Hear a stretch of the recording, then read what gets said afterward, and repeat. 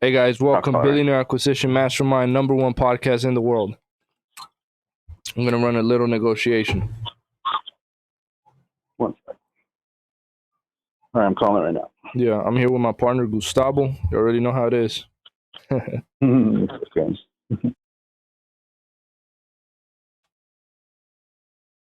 An automatic voice message system 404702436 is not available. At the tone, please record your. Wait.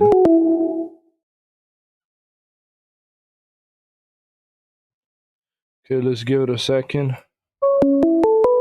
Okay. Hello? Hello? He went straight to voicemail. Yeah, let me text him. Okay.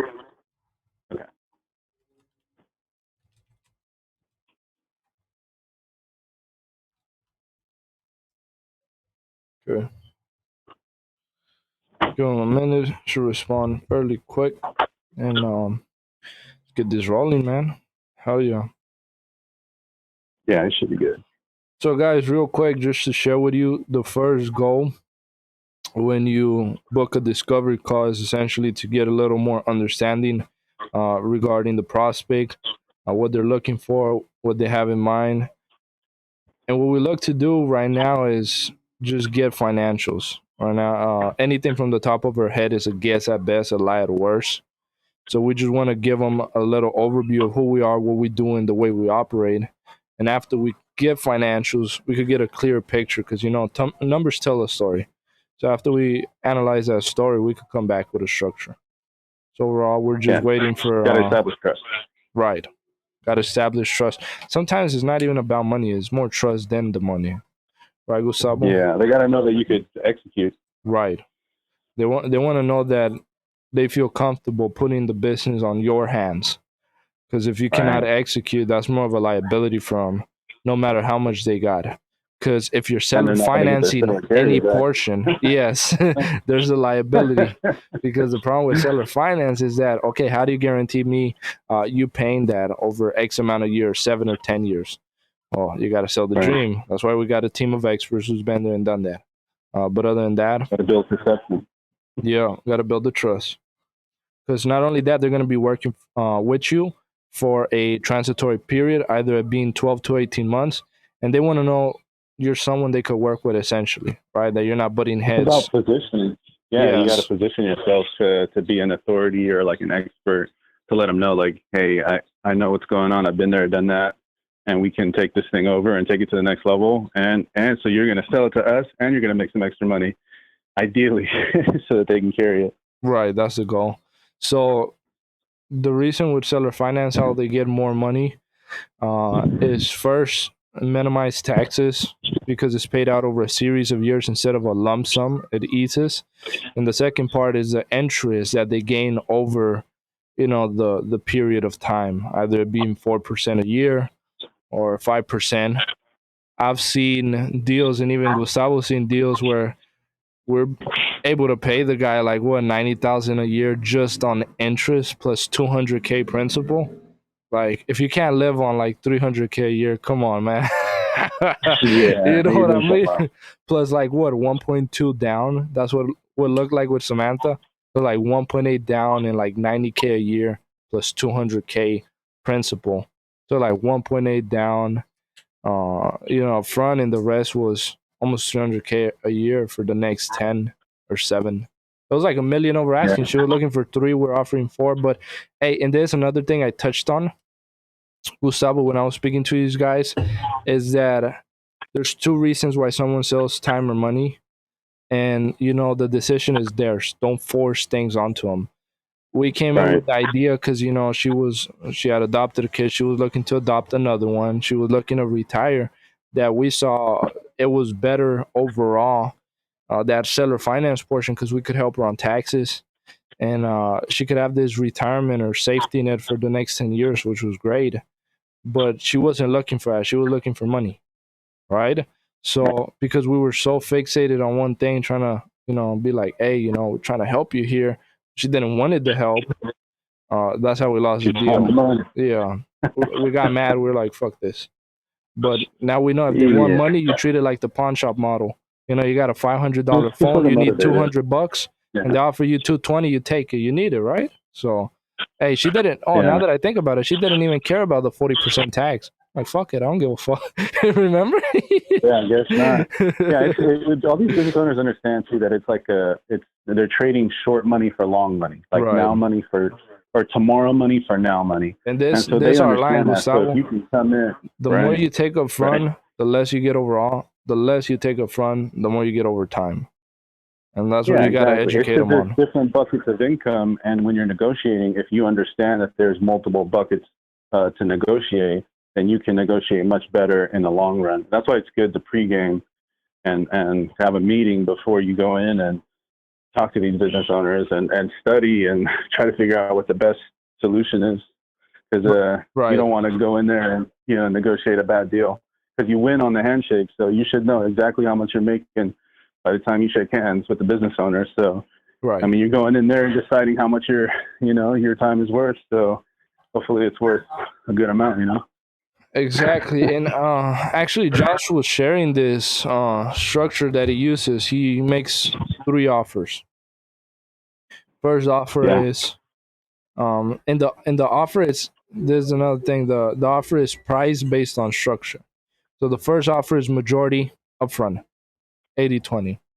It's like an all cash offer, it's let's say fucking one's 5, we can only do 2.2 all cash. So 80 majority upfront.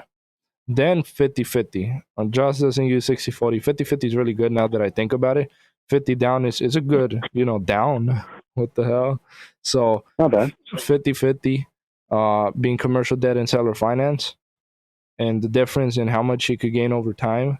And the other one is majority seller finance with minimal down, like a 80-20 but reversed. Essentially, it's money, more money, or even more money.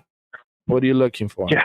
So money or money. Yeah, so essentially he says, well, if I need the majority of front, I'll take the 80-20.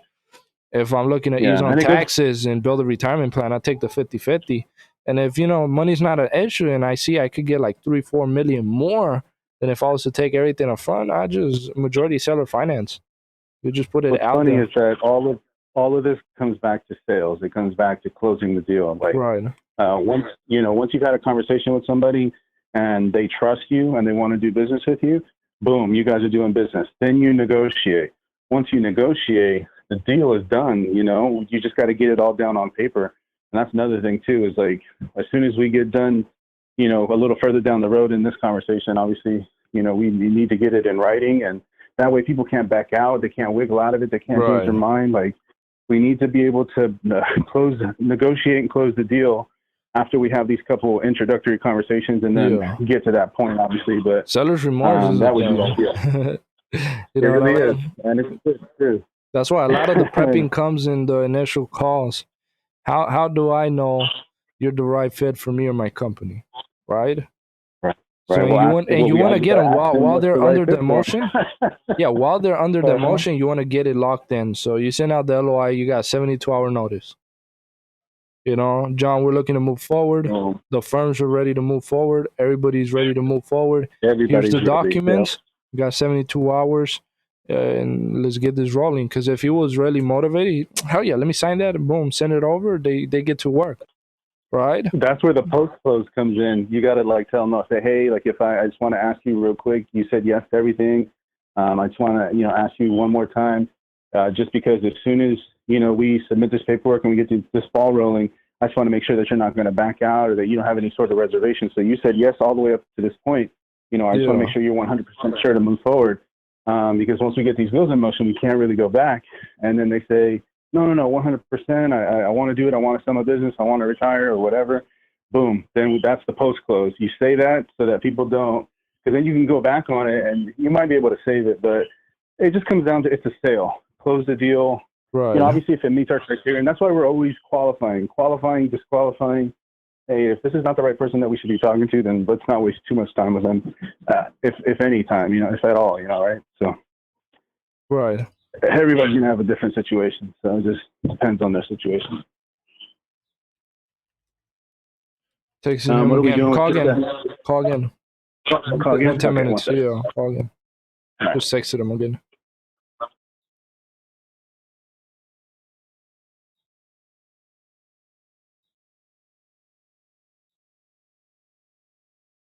Yeah, it went straight to voicemail. What we could do is, share a little more insights regarding negotiations. If the fucker doesn't come in, we still got an $8 million clinic in Nevada in the broker deal. So there's another thing. There's a reason you want to have options, right, Gustavo? You're not so fixated on one deal. It's like, bitch didn't come. All right, skip. One Bring the deal's not other gonna break one. you. All right, bring the No, other we're one. in the deal finding business. The girl didn't make it to a date. Hey, just call up the other one. Hey, what's up? I got a free spot. You want to come in? Right? Yeah, As he had this little clause that he used to use in real estate. I'm paraphrasing, but essentially, you'd say, John, uh, we have money allocated for his deal. The difference between right now and I walk and from right now and if I walk out is that the money that was allocated for this deal, is my ability to purchase the business changes as soon as I walk out, essentially, right? So after 72 days, you got a 72-hour period. We have money ready for his deal. We got the team allocated for his deal. And if you can't make it in that time frame, I got to move on to the next prospect. We're not here waiting a whole year for somebody who's not motivated, because we are. Right. So essentially, we both got to be on the same level. And you just got to put it clear in their minds. This is not a fucking joke. And some Definitely people not a are joke. hesitant to transfer the keys. So what do? You just snatch it off their hand. Just let me take that shit, man. You know what I mean? Hurry up, sign. That's why it's important to ask them a lot of questions about, not necessarily personally, but like how's it going in your business today? Tell me more. How long you guys been in business? Tell me more about your business. Right. And then that's what really gets them to like let their guard down. And that's really what you want. Is you want them to feel good and then feel comfortable. To open up. Conversate like just two human beings. A lot of times interactions are too corporate to a point where it doesn't even sound like you're a human. Like, hey, John, tell me a little more about this, right? So they feel at ease. It's just two people conversing, trying to, figure things out, essentially. Okay, dude said called you back. Okay, go. Call back? Yeah. Okay. All right, one second.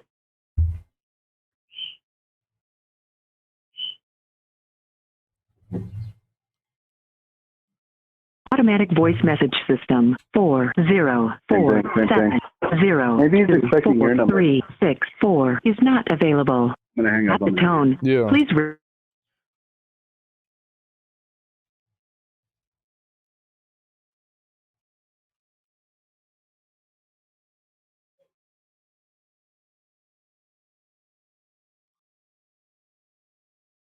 This dude, holy moly. Ask them, do you have another phone number? We call and it goes straight into voicemail.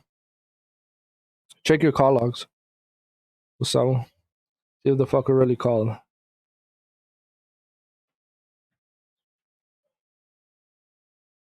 But yeah, guys, the thing with small businesses is that these guys are not corporate. They're not on that level. Okay, I got a missed call from 916. Let me see.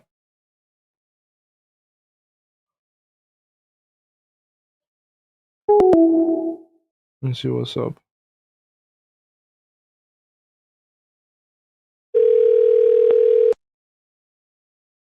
Yeah, what's up, buddy? Yeah, the dude called a minute ago. Call again. So should I try him again? Yeah. All right, one second.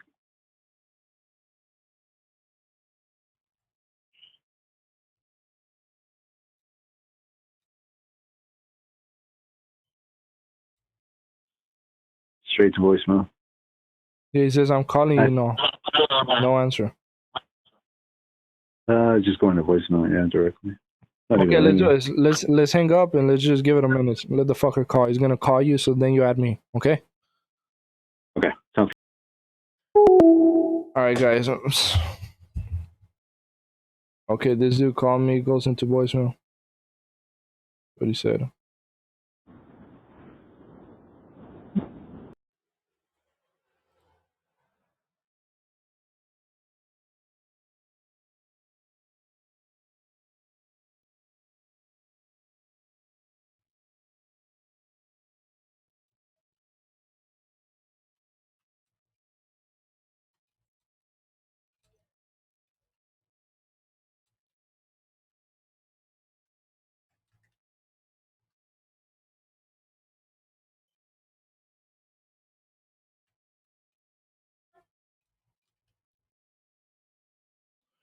All right. So, we're going to get this loaded. Like I said, small business owners, they're not corporate. Just a business they've had for so many years. They started off with a dream like everybody, and now they're stuck. They're capped at a rate, right? There's a factor which is the risk to growth ratio, stating that the more risk you take, the higher your growth percentage, your growth rate, but higher risk in turn. With that said, there's a reason small businesses are small businesses. They don't like to take risks. They're more risk adverse. So these are the better acquisitions if you're looking to acquire something essentially for its license. Go with the small businesses. They're usually cleaner. So right now, small businesses are also target for money laundering and fraud. With that said, it just comes down to your due diligence. But other than that, chances are slimmer. Larger businesses have so many components going, um, and more liabilities, more risk. So the smaller a business, the smaller the risk essentially. With that said, if you're doing an asset purchase, then size really doesn't matter because it's coming clean. Okay, let me text this dude Gustavo.